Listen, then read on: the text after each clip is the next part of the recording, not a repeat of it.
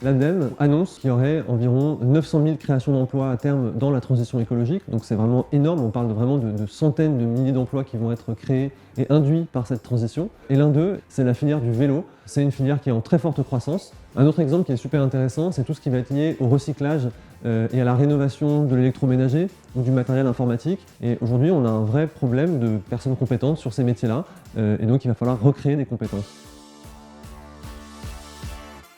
Avant, quand une entreprise ou un recruteur voyait quelqu'un qui avait changé de métier, il se disait « Oula, c'est quoi ce profil, c'est quoi ce parcours, c'est pas linéaire, on comprend pas très bien, bizarre ». Aujourd'hui, en fait, c'est en train de devenir la norme.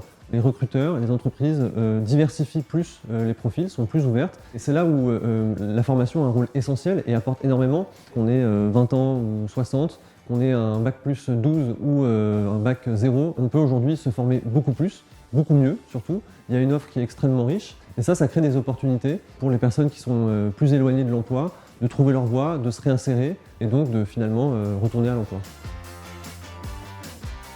Ce qu'on voit aujourd'hui, c'est qu'il y a énormément d'emplois et de création d'emplois dans les métiers du numérique. On parle de plein de métiers différents, hein. Ça peut être tous les métiers autour de la data, les métiers de chef de projet, du UX designer, de product manager. On estime qu'il y a à peu près 230 000 emplois qui vont être créés dans ces domaines-là. Tous les métiers sont concernés indirectement par le numérique, quel que soit son poste. Et donc être prêt, se former aux outils du numérique, c'est un vrai enjeu et c'est une manière de réussir à s'insérer dans le marché du travail.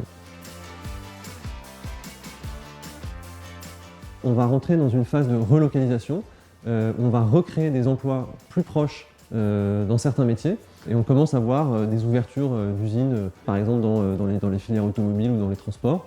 Là, le sujet, c'est bien sûr la formation et les compétences, mais c'est aussi l'image, la représentation qu'on se fait de ces métiers-là. Aujourd'hui, quand on regarde les investissements et la transformation digitale qui est faite dans les usines, dans la sécurité des usines, dans la modernisation des usines, c'est vraiment autre chose, quoi. C'est une nouvelle image qu'il faut arriver à montrer pour que ces métiers redeviennent attractifs.